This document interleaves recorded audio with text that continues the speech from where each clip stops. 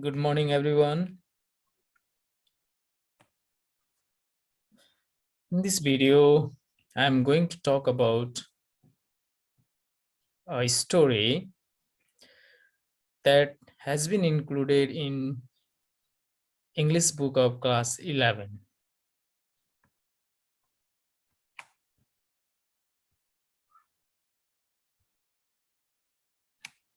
The title of the story is Civil Peace, written by Chinua Achebe. Before going to the story, let's know something about the writer.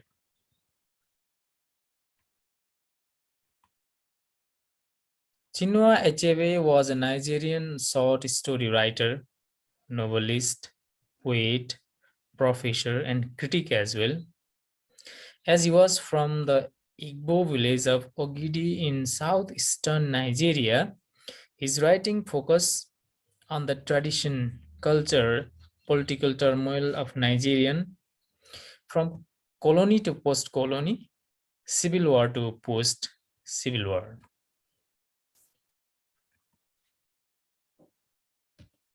The story, Civil Peace, is a short story by Nigerian writer Chinua Achebe.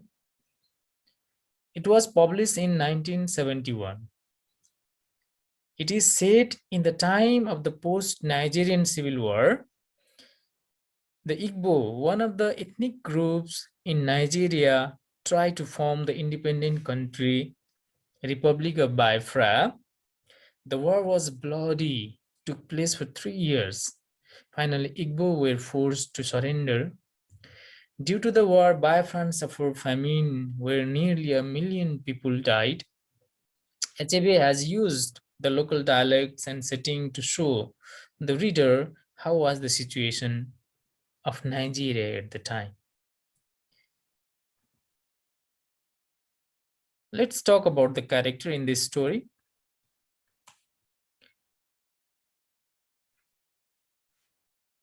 The characters are Jonathan Iwegbu, he is the protagonist, or let's say main character of the story. Maria Iwegbu is a wife of Jonathan Iwegbu.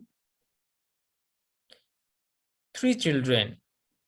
Actually, Jonathan and Maria had 4 children, but they lost the youngest child during the Civil War. So only 3 children is left. Thief leader and gang, the army officer. So they are the character of the story. While talking about the setting, the writer has chosen the setting of Biafra, stone region of Nigeria, Enugu, so that to give the real flavor of the story. Let's go to the plot summary of the story. So plot develops like this. The story starts with the statement, Jonathan Iwegbu counted himself extraordinarily lucky. He found himself lucky because after the bloody civil war, he had 5 specific blessings. Head. His head, 1. His wife's head, 2. And the head of 3 out of his 4 children. So total 5 head. He had a bicycle as a bonus. He remembers that the incident about his bicycle.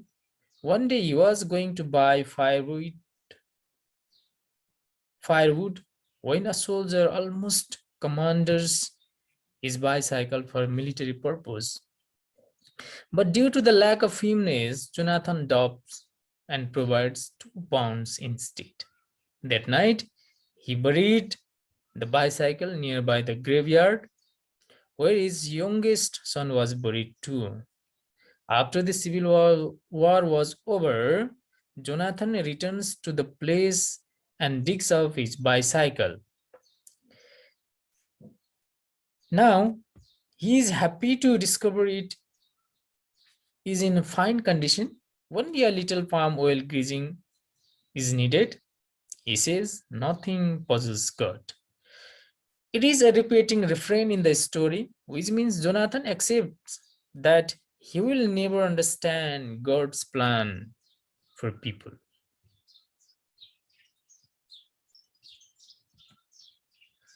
Jonathan is an industrious and practical man.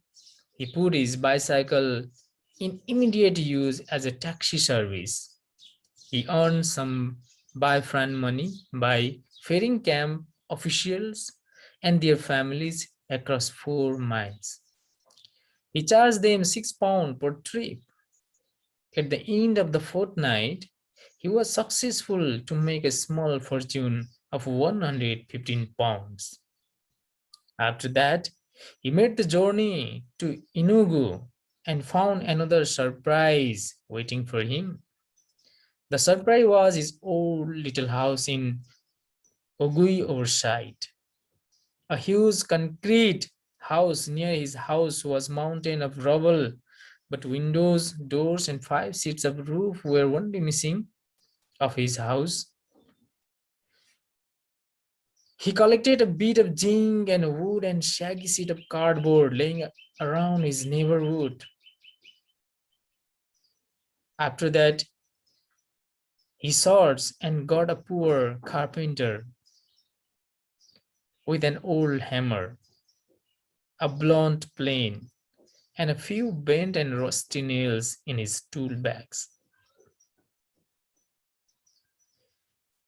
After repairing, he paid £50 to him. Then after, Jonathan with his family moved to the house happily.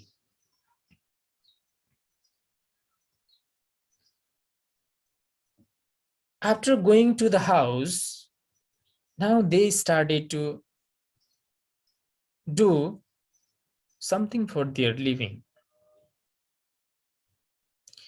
For their living, all the family members got engaged in different work.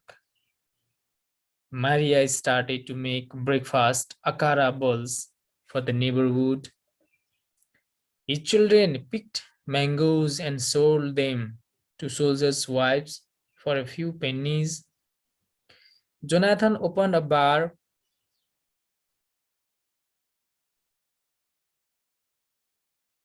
and with his family earning, he went to the village and brought fresh palm wine. He mixed it with water and sold to the soldier, as well as other lucky people with money also. In the beginning, he used to visit the coal corporation where he used to work before daily, because somehow he had a hope of reopen of the coal corporation. And slowly he started to go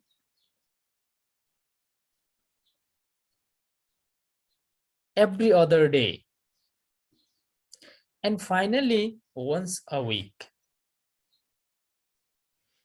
While going to the coal corporation, what he realized was the office was not going to open. He saw his ex-miners colleagues sleep outside the doors and cooked meals they collect together in Bonvita tins. Such a situation he saw over there.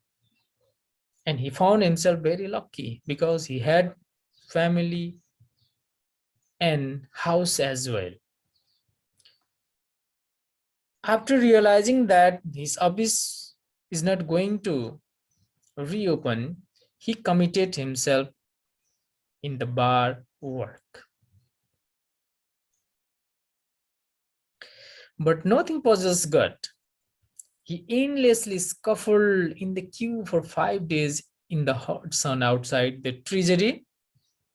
When he had 20 pounds for money as ex gratia award for the real money he had torn in.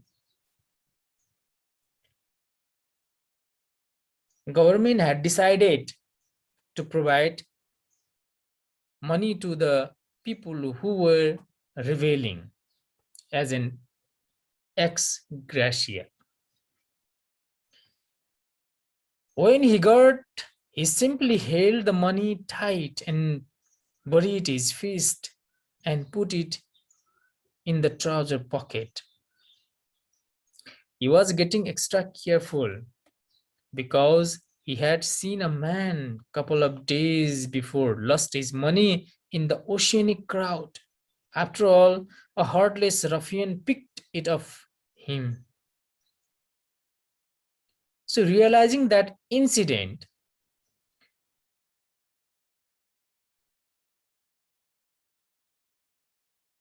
he was being more conscious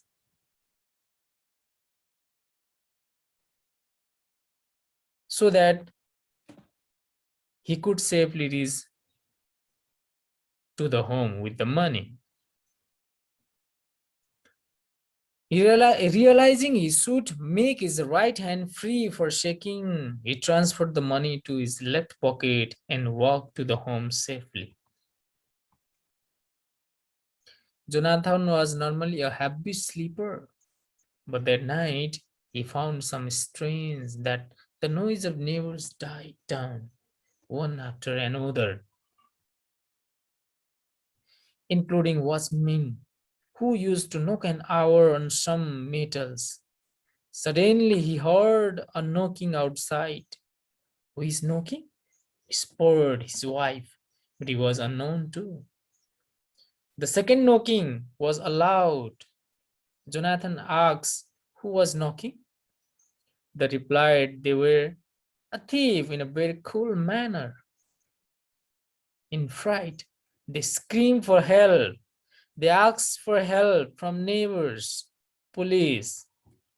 After some minutes of silence, they mocked them, saying they will call a soldier if they want.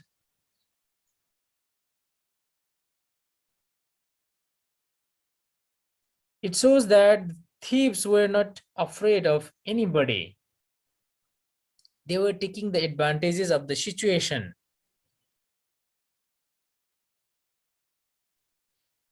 And they told them that they only wanted £100 money, not civil war again.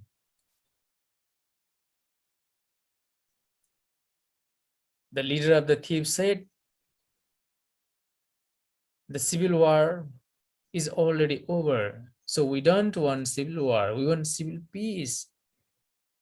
Only we want is money. You just give us the money, we will take money and go. We don't want any trouble.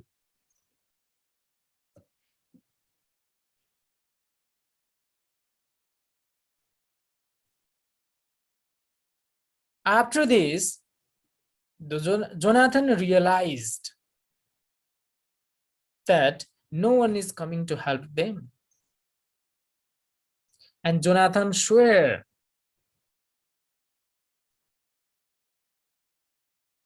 if they find £100 coming inside the home, they can kill him and kill his family too.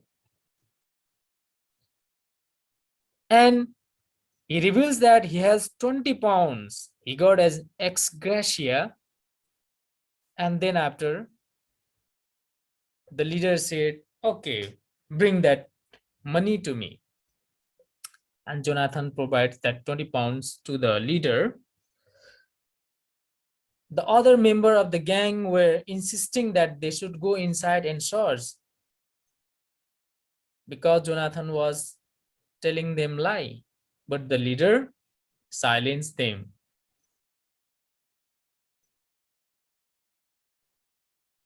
The night passed. The very next day, early morning, all neighbors and others gathered to console his family. But Jonathan's family was already engaged in their daily activities. And Jonathan replied to his sympathizers. They took the ex gratia money and they never depended on that money. It was nothing for him. And he just keep working and concludes saying once again the nothing puzzles God. So the theme or message of the story, Achebe has presented the situation of post-war of Nigeria as a place of chaos where people are suffering due to starvation, unemployment, and the authority is weak. People there can rely on neither the government nor the police. Ordinary people like Jonathan should do everything themselves for their living. They have to depend on themselves for every challenge that comes in life. Achebe has ironically compared to Jonathan's positive attitude that everything that happens is intentional on God's part. Achebe presents and suggests how the people's life after the civil war is going to be in Nigeria.